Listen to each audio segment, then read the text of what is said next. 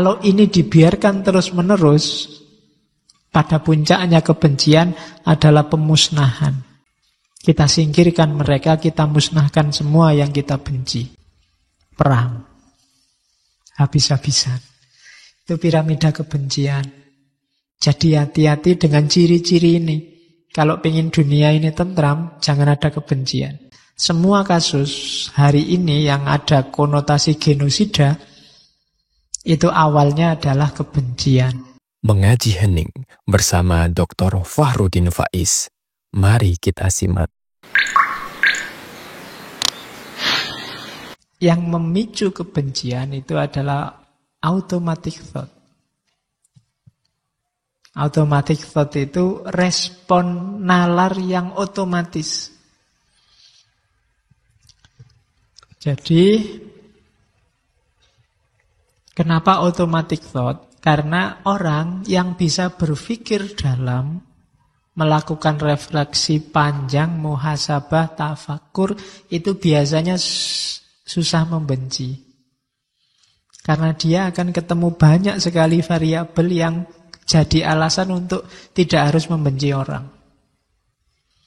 Tapi biasanya otomatis. Begitu lihat orang pakai tato, langsung preman ini, harus dijauhi. Itu otomatis. Begitu lihat orang punya jenggot, hati-hati, jangan-jangan di tasnya ada. Itu automatic thought. Begitu lihat orang pakai cadar, kamu sudah ilfil duluan. Pakai cadar ini, hati-hati urusannya, kan gitu. Itu automatic thought. Cara berpikir kita, cara kita menginterpretasi realitas sesuai dengan kepercayaan, prakonsepsi, asumsi-asumsi yang sudah kita hidupkan setiap hari di kepala kita. Kita tidak berpikir mendalam. Kita nggak membayangkan begitu lihat jenggot terus kita anggap radikal. Kita nggak nyampe kalau dipikir dalam kan, iya ya. Siapa sih yang bilang jenggot itu cirinya radikal misalnya? Wong yo filosof yo banyak yang jenggoten. Karl Marx aja jenggotnya panjang itu. Dan dia kan nggak mungkin radikal, nggak mungkin masuk Karl Marx salafi kan enggak. Jadi, itu kan kalau mikir panjang kan nanti ke situ. Kok aku marah-marah sama orang pakai tato? Tato itu macam-macam. Ada yang cuma untuk gaya. Cuma ditempel aja, nanti di rumah ya dihapus pakai tangan aja hilang. Mungkin dia cuma pakai gaya waktu keluar itu aja. Ada yang nyenyen macam-macam, tapi kita tiba-tiba marah terus nganggepnya preman. Automatic thought. Ada orang mepet-mepet di kereta apa di bis mesti, jangan-jangan copet ini. Kan? Kamu pikiranmu mesti ke situ. Jadi ini yang tadi saya bilang, ketidaksukaan lahir dari automatic thought. Dan itu terus kita pelihara. Dari situ lahir kebencian. Oke. Terus, jadi sumbernya, cara kita menangkap realitas, menginterpretasi realitas yang didasarkan kepercayaan, keyakinan, prakonsepsi kita. Yang sudah hidup di kepala. Begitu sholat, imamnya kok ora kunut, mesti Muhammadiyah. Kamu kan gitu. Padahal ya kadang-kadang NU juga nggak kunut, ya ben cepet, kadang ya lali. Tapi kan begitu lihat nggak kunut, kamu Muhammadiyah mesti. Atau sebaliknya, begitu lihat yang kunut, mesti NU. Padahal kunut kan ya macam-macam, ada kunut nazilah. Mungkin doa apalah kan macam-macam. Tapi terus kita klaim.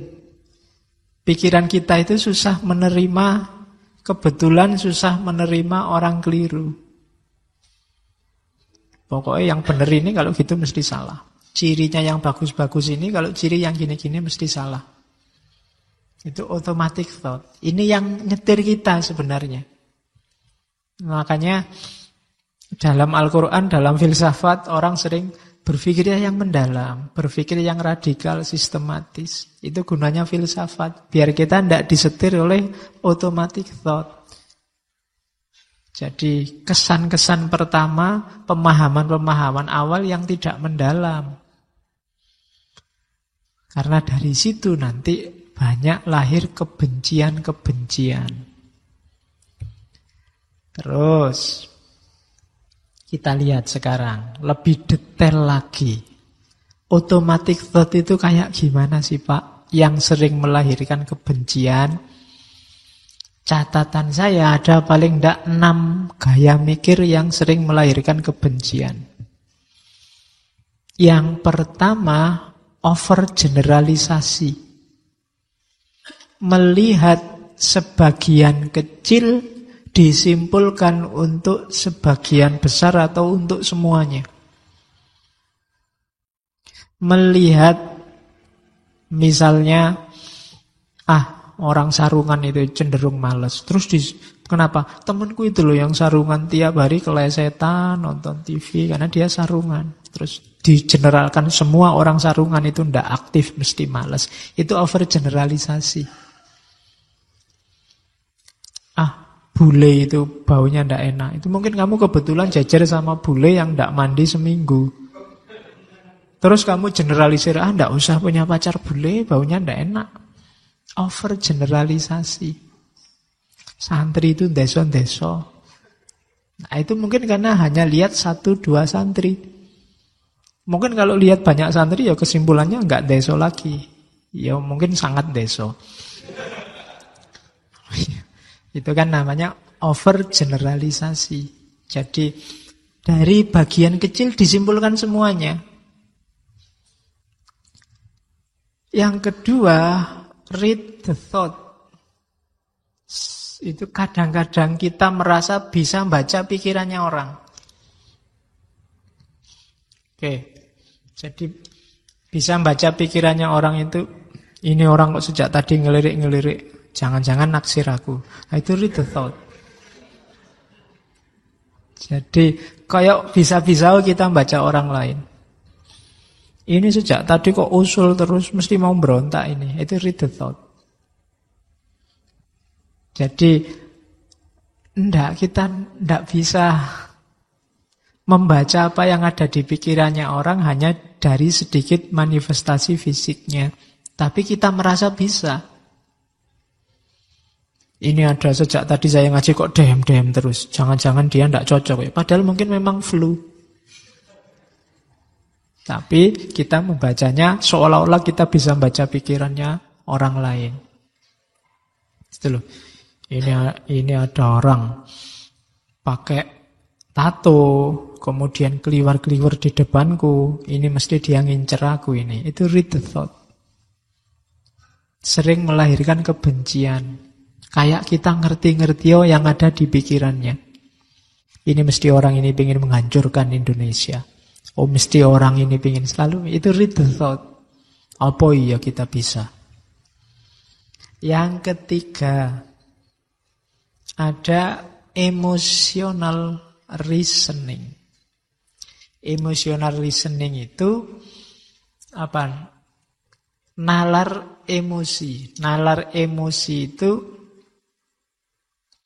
emosi yang diekspresikan dianggap mewakili realitas. Tak kasih contoh. Misalnya minum.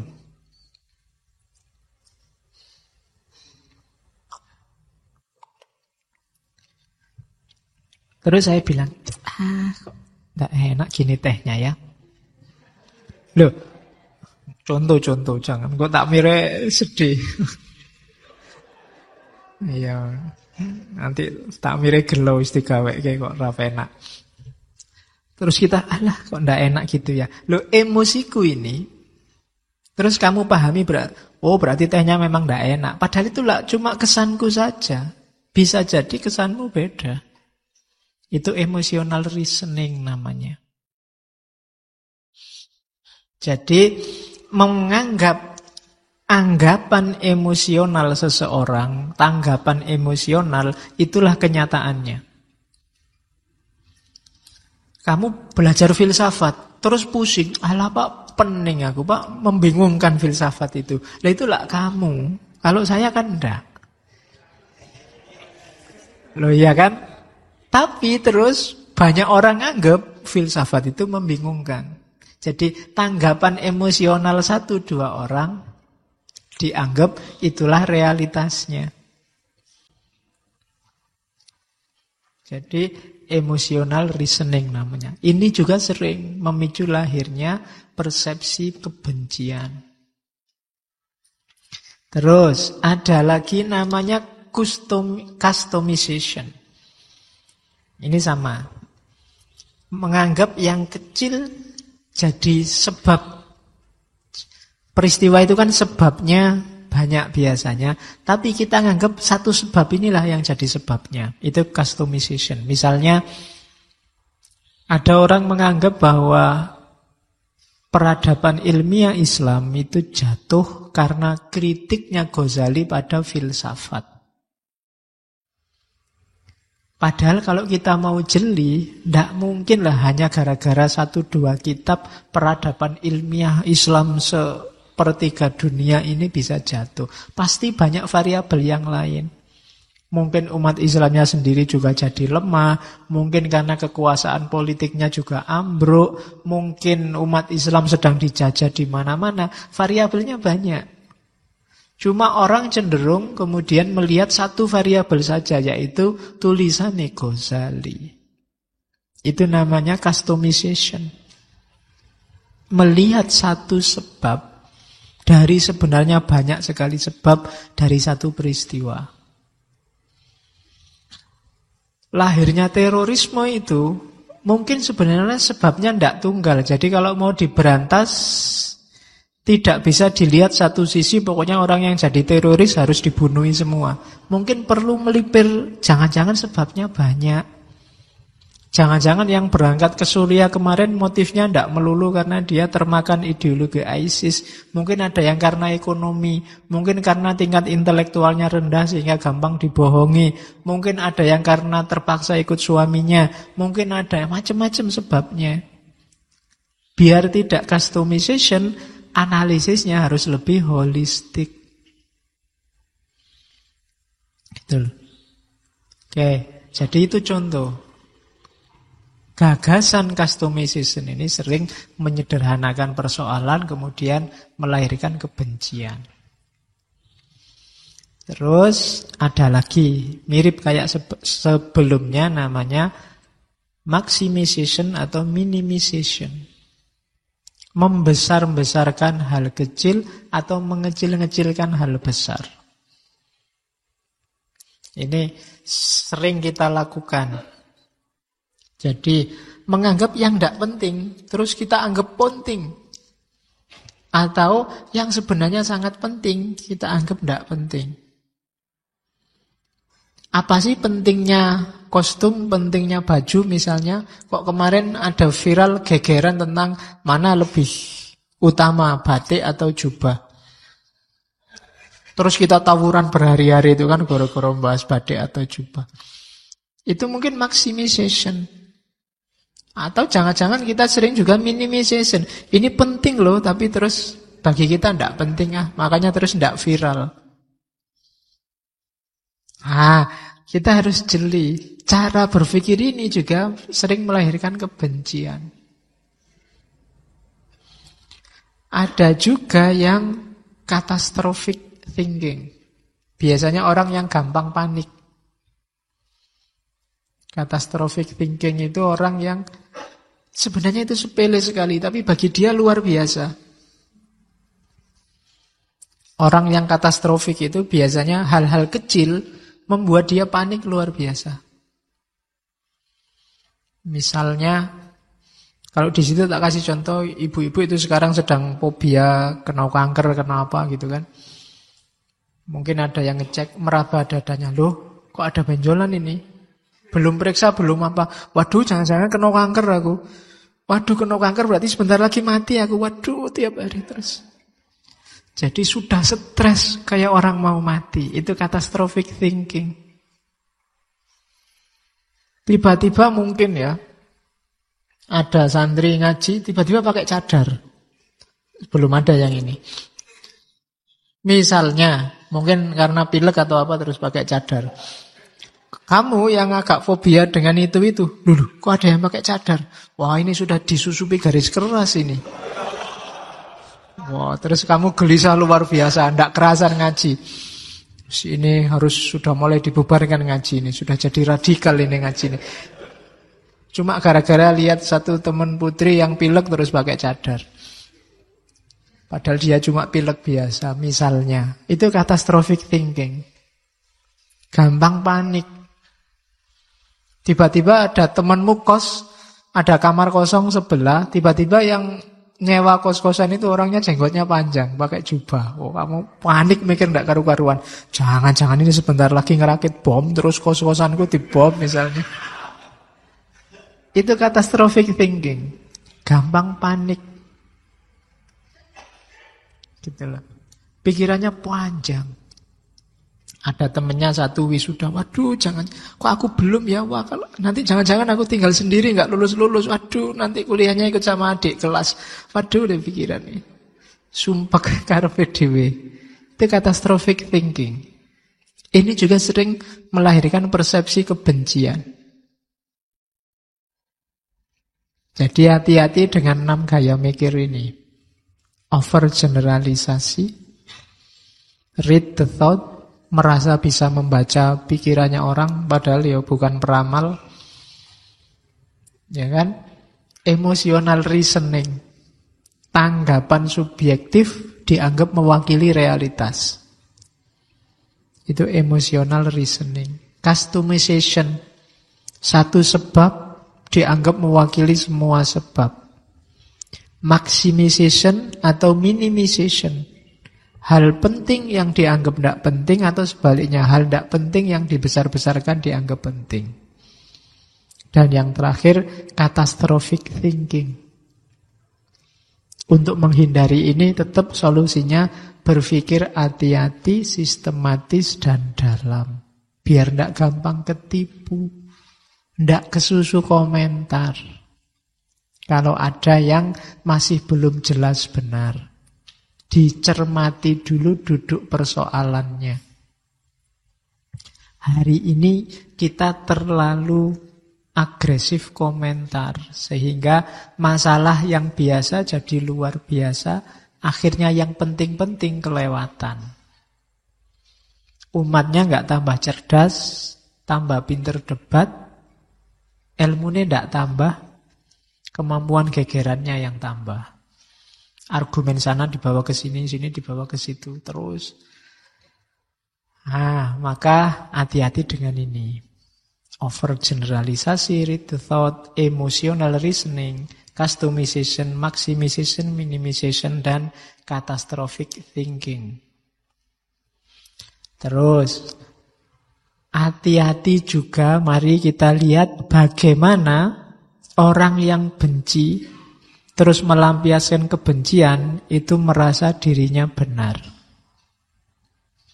Saya bilang tadi, kita sering tidak sadar loh kalau kita itu sedang benci, bahkan sedang membuli orang lain. Sedang melakukan kekerasan pada orang lain. Itu ada proses-prosesnya.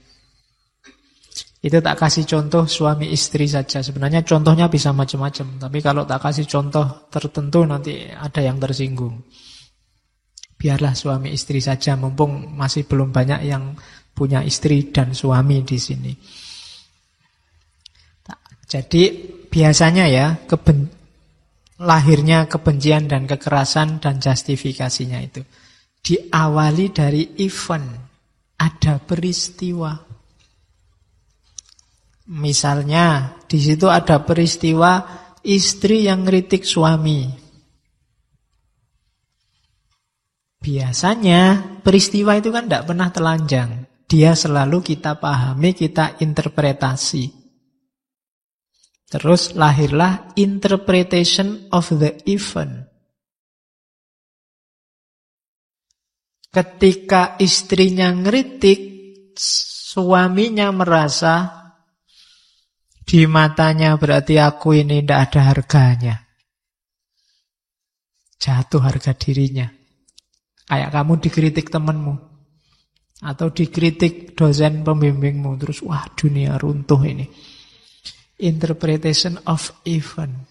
Kamu interpretasi sendiri secara negatif. Biasanya terus setelah interpretasi yang negatif itu lahirlah stres. Hurt, ya kan, merasa tersakiti. Sakitnya di sini itu, Pak. Oh, itu stres berarti. Jadi merasa lemah. Wah, aku ini berarti tidak ada harganya sekarang aku. Kurang ajar, aku direndahkan. Nah, terus setelah itu ada secondary interpretation. Tafsir selanjutnya terhadap apa? Terhadap stresnya itu. Berarti aku ini korban. Malang sekali aku ini. Kasihan ya aku ini. Itu secondary interpretation. Dari situ lahirlah kebencian. Marah. Ingin balas dendam. Awas besok. Hati-hati kalau butuh aku. Hostility. Iyalah sekarang aku kalah, tapi besok kalau ada kesempatan awas. Kapan-kapan butuh aku, ndak akan tak peduliin. Itu hostility. Setelah itu kan tadi sudah pengen balas dendam kan, itu artinya dia tahu loh kalau membenci dan balas dendam itu jelek. Tapi apa? Give himself permission. Oh, tapi iya sih benci dan balas dendam itu jelek. Tapi ini sudah wajar. Wong dia sih yang tidak sopan. Dia sih yang kurang ajar. Boleh sekarang aku balas dendam. Hakku sekarang balas dendam. Mata balas mata, hidung balas hidung. Give himself permission. Baru lahir action. Ya karena laki-laki ya, istrinya terus dipukuli. Itu action, kekerasan. Dari kebencian lahir kekerasan. Kamu dikritik temanmu, terus marah, akhirnya action. Barangnya kamu sembunyikan. Laptopnya kamu rusak, dan seterusnya. Itu action. Dan menurut kamu, salah dewe. Saya disinggung kayak gitu, saya disakiti sampai segitunya, ya rasake. Awas nanti pacarmu tak rebut, misalnya. Contohnya ngono. Sah, no. Kenapa sah? Kamu menyakiti aku terus sih. Nah itu give himself permission. Lah dia maki-maki kiaiku ya tak bales no. Kiainya tak maki-maki. Ndak dosa no aku. Kan dia duluan maki-maki kiaiku. Nah itu give himself permission. Seolah-olah kalau orang lain melakukan salah, boleh juga aku melakukan salah. Dan dia bikin fitnah terus ya. Kalau tak biarin, jatuh kita. Ayo kita bikin fitnah juga, biar sana juga jatuh. Imbang sudah pertarungannya. Nah, itu legitimasi kebencian. Dia maki-maki duluan ya Pak. Kalau kita nggak maki-maki, nanti skornya ndak imbang. Biar skornya imbang, saya maki-maki juga. Kan gitu. Kan ada kan hadis yang bilang ada orang yang maki-maki bapaknya sendiri. Terus sahabat bilang, apa ada Rasul orang maki-maki bapaknya sendiri? Ada. Kamu maki-maki bapaknya orang lain sehingga dia marah dan tersinggung. Terus orang lain maki-maki bapakmu. Itu sama dengan kamu sebenarnya sedang memaki-maki bapakmu sendiri. Hari ini kita banyak begitu. Dan kita merasa benar. Itu dilegitimasi kebencian. Karena lah dia duluan ya Pak. Dan di sana begitu dibalas, bikin lagi yang lebih dahsyat lagi. Kita juga, kalau gitu saya bikin lagi. Emangnya kalau cuma nipu aja siapa? Kita juga bisa. Hari ini kita berbalas kebohongan. Dalilnya bohong pada orang yang bohong itu sah. Ya kan? Kan ada kan yang bilang begitu. Jadi give himself permission. Biasanya pakai adagium sombong pada orang yang sombong. Itu sedekah.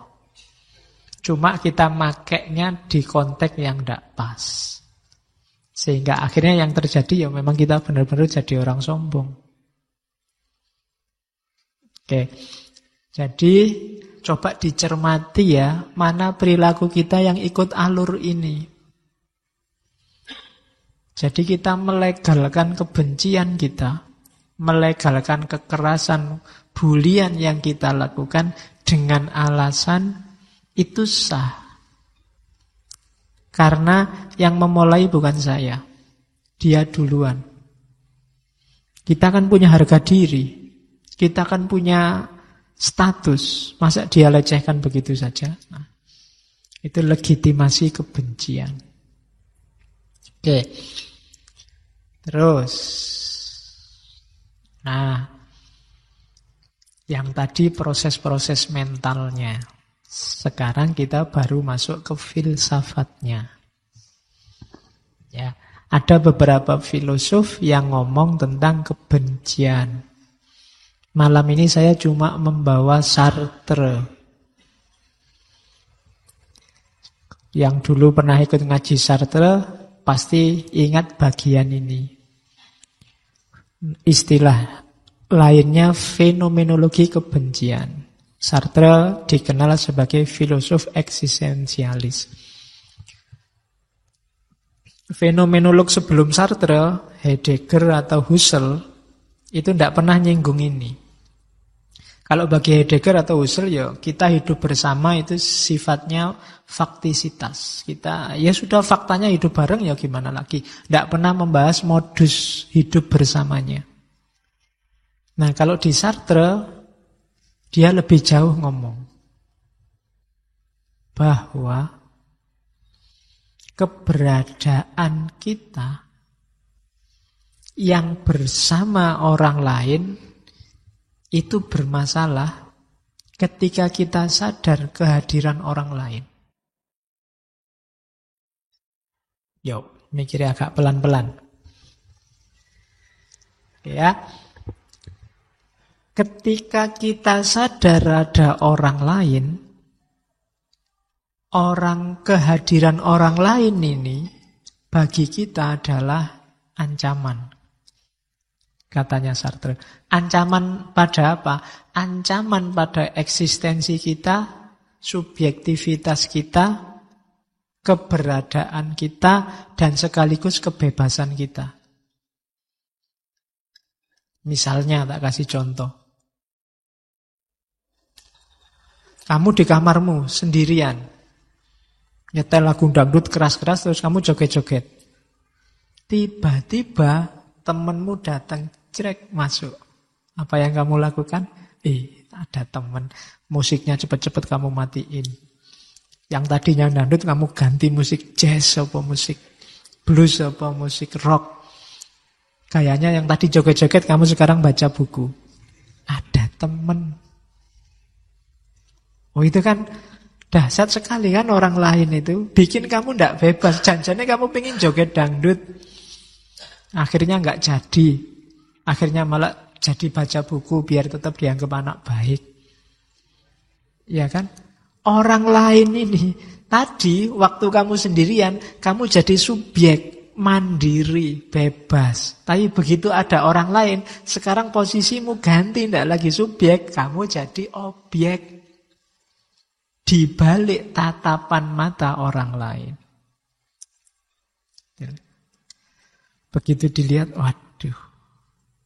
Orang lain itu kamu begitu dilihat orang kan kamu jadinya, waduh, jangan-jangan ada yang salah nih dalam diriku.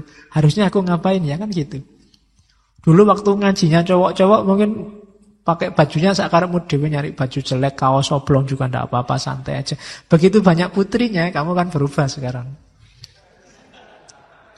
Ya, rada dandan saiki pakai minyak wangi dikit-dikit enggak apa-apa. Nah, itu kan orang lain mengancam jati dirimu artinya. Kehadiran orang lain membuatmu dari subjek sekarang jadi objek. Kamu enggak bisa bebas lagi sekarang. Kamu disetir oleh subjek. Posisimu enggak lebih kayak barang katanya Sartre. Dari bebas kamu sekarang jadi terikat, enggak bebas wis. Kalau di kamar kamu nggak pakai baju, cuma sarungan aja, kadang-kadang pakai celana pendek, udelnya kelihatan, santai aja. Nggak mandi 3 hari, bau juga nggak masalah. Tapi begitu ada orang, kamu nggak bebas begitu kan? Kamu harus, wah ini harus mandi sama temen nih. Pakai baju ya ditutup dikit, kasihan dia. Melihat sosokku yang kayak gini, jangan-jangan dia tersiksa. Jadi, kamu sudah mulai jadi objek dari tatapan matanya dia. Makanya istilahnya look of hatred. Jadi pandangan kebencian. Kenapa pandangan kebencian? Gara-gara pandangan itu kamu jadi nggak bebas. Yang paling kamu benci akhirnya. Kamu dari subjek jadi objek sekarang. Dari manusia yang bebas jadi terikat. Kamu tadi janjane kamu tidak terkontaminasi kebencian macam-macam. Gara-gara ada orang lain itu loh. Sekarang ada model benci, ada model sayang. Makanya ada gium sangat terkenal dari Sartre, orang lain adalah neraka. Ya kan, sumpek aku kalau ada orang lain itu. Aku sendiri bebas. Ada orang lain ngomong aja diatur sekarang. Padahal kalau nggak ada kan iso bebas. Kalau nggak ada orang lain, kamu surfing macam-macam di internet bebas. Begitu ada orang lain, aduh. Dari situs-situs itu sekarang ganti situs Al-Quran dan terjemahnya. Karena ada orang lain yang lihat. Oke, jadi kurang ajar orang lain itu kan gitu akhirnya. Look of hatred. Gara-gara dilihat orang lain. Dari subjek, sekarang aku jadi objek. Nah, kelanjutannya terus bagaimana? Satu-satunya jalan biar aku ndak jadi objek, ayo bertarung. Subjek dengan subjek. Nah, kalau aku jadi objekmu, sebaliknya juga sekarang kamu juga bagi objekku. Gitu loh. Temenmu yang datang jadi, dia juga sekarang objekkanlah. Saling mengobjekkan. Jadi pertemuan antar manusia itu pertemuan pertarungan untuk siapa yang jadi objeknya siapa. Saling mengancam. Siapa lebih kuat. Gitu. Jadi pertempuran saling mengobjekkan. Daripada aku yang jadi objek, sekarang tak balik. Kamu aja yang jadi objek. Sekarang kamu tak atur gimana caranya, biar kamu yang manut sesuai perspektifku. Temanmu datang, lihat kamu tadi joget-joget, sekarang kamu nggak jadi joget, kurang ajar. Sekarang gantian, kamu yang jadi objek. Kalau ke kamarku sandalnya dilepas. Kalau sekarang kan jadi dia nggak bebas sudah. Kalau ke kamarku tunggu di sana di ruang tamu, jangan masuk dulu. Itu kan pokoknya itu kan pertarungan saling mengobjekkan. Temanmu tadi maunya bebas pakai sandal, tidak bisa bebas sekarang. Kamu yang mengobjekkan dia sekarang. Jadi hidup ini katanya Sartre pertarungan saling mengobjekkan. Ngaji ini siapa subjek, siapa objek. Itu pertarungan sebenarnya, cuma kamu tidak sadar. Siapa yang bebas, siapa yang terikat, siapa yang masing-masing orang mengekspresikan perjuangannya sendiri-sendiri. Meskipun kamu tidak sadar. Dosen sama mahasiswa itu juga pertempuran saling mengobjekkan. Pemerintah sama rakyat itu juga pertarungan saling mengobjekkan. Siapa yang harus manut siapa? DPR sama pemerintah, KPK sama DPR itu saling mengobjekkan. Selalu begitu. Itulah fenomenologi kebencian. Itulah fenomenanya. Kenapa kebencian itu jadi modus dalam kehidupan? Karena ternyata setiap orang itu ancaman bagi eksistensi orang yang lain. Jadi lebih mudah membenci daripada mencintai. Kalau saling mencintai itu bisa nggak Pak? Bisa, tapi itu modus. Cinta itu modus lagi-lagi apa? Untuk saling mengobjekkan. Modus untuk siapa yang menang, siapa yang ngatur, siapa jadi objeknya siapa. Itu loh. Gara-gara punya pacar, akhirnya kamu hidupnya ada di mata pacarmu. Kamu diobjekkan oleh pacarmu. Entah cara berpakaian, entah menghabiskan waktu malam mingguan, entah itu kan saling mengobjekkan. Katanya kamu cinta, disuruh cukur aja ndak mau. Oh ya deh aku tak cukur. Loh, itu kan saling mengobjekkan. Ya kan? Katanya sayang, masa jemput gitu aja nggak mau. Ya wis tak jemput. Itu kan pertarungan saling mengobjekkan. Katanya cinta, diapeli aja ndak mau, nolak terus, diajak jalan-jalan kok ndak mau. Ya wis resikonya. Itu sebenarnya saling mengobjekkan. Ingin memuaskan ego dan subjektivitas masing-masing. Makanya cinta dan benci itu sebenarnya garisnya tipis. Orang yang bisa membenci itu hanya orang yang mungkin mencintai. Ya kan? Bapak sama anak itu kan kadang-kadang bisa, nggak mungkin kan nggak sayang, tapi kadang-kadang bapaknya juga sebel luar biasa sama anaknya, dikandani ramanut. Itu kan jenis kebencian juga. Sama teman itu kan bisa membenci. Sama pacar akhirnya bisa lahir benci. Oke, kenapa? Karena memang hakikatnya itu pertarungan untuk saling mengobjekkan. Maka katanya Sartre, kalau ada yang bilang kita, itu sebenarnya absurd. Ya. Jadi kita kan kayak Cak Lontong itu kan lu aja kali. Bukan kita. Kita itu baru laku kalau ada pihak ketiga. Ada aku, ada kamu. Tadi kan saling mengobjekkan. Kita ini baru jalan kalau ada dia. Nah, kita bergabung kerjasama untuk mengobjekkan dia. Kita itu jalan kalau ada musuh bersama namanya dia. Kalau enggak, kalau hanya berdua, itu ceritanya bukan lagi kita. Sebenarnya kita saling menaklukkan. Aku dan kamu. Jadi aku dan kamu tidak selalu menghasilkan kita. Ada kita atau kami itu kalau ada pihak ketiga. Ngomong kita itu kan selalu keluar, bukan sama yang di sebelah kita. Jadi kalau kita berdua sama ada orang lain itu kan, gini loh Pak, kita kan selalu itu. Jadi selalu ada pihak yang lain. Jadi tidak pernah kita itu kalau cuma aku dan kamu. Harus ada dia, baru ada kita. Dan kita itu absurd.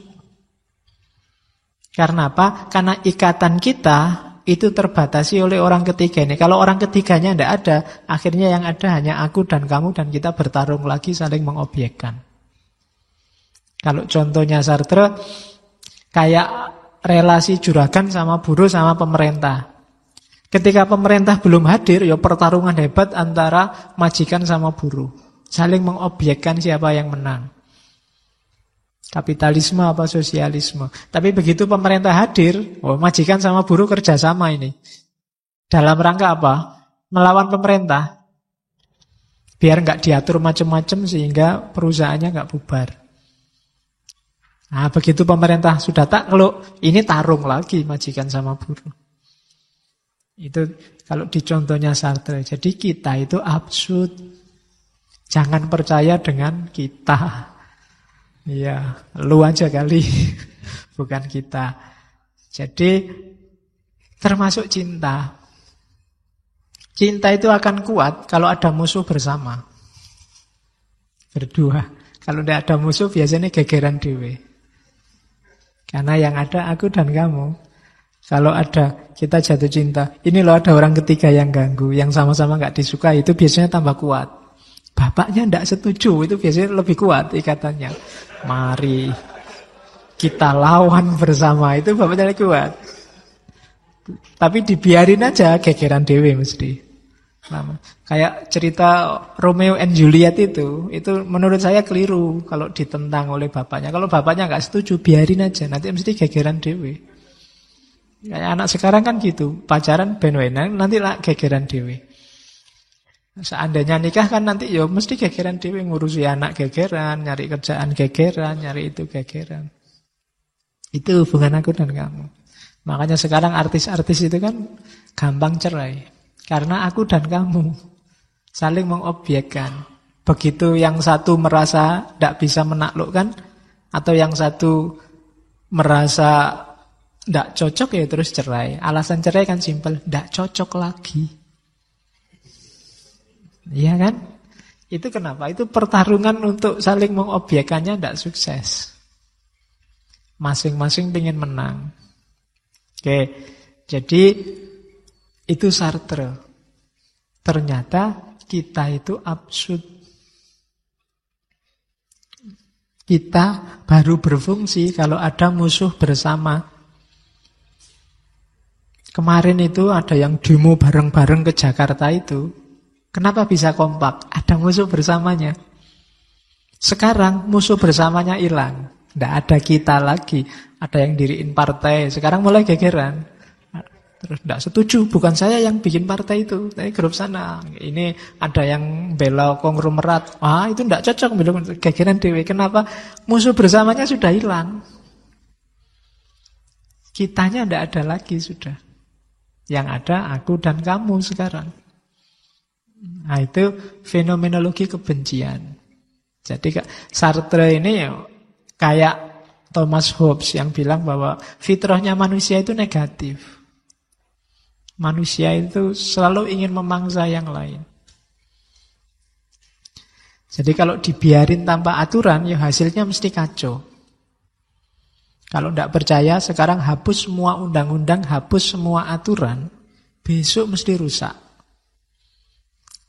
Contohnya, gampang wis, jalan itu, semua lampu merah dibuang, semua aturan dibebaskan. Terserah mau mengemudi satu arah, dua arah, sakarepmu. Besok bubar itu jalan-jalan itu.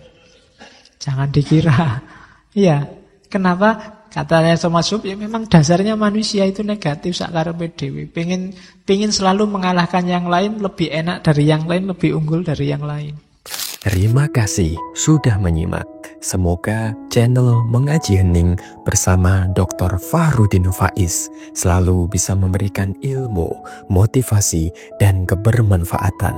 Salam sehat dan bahagia.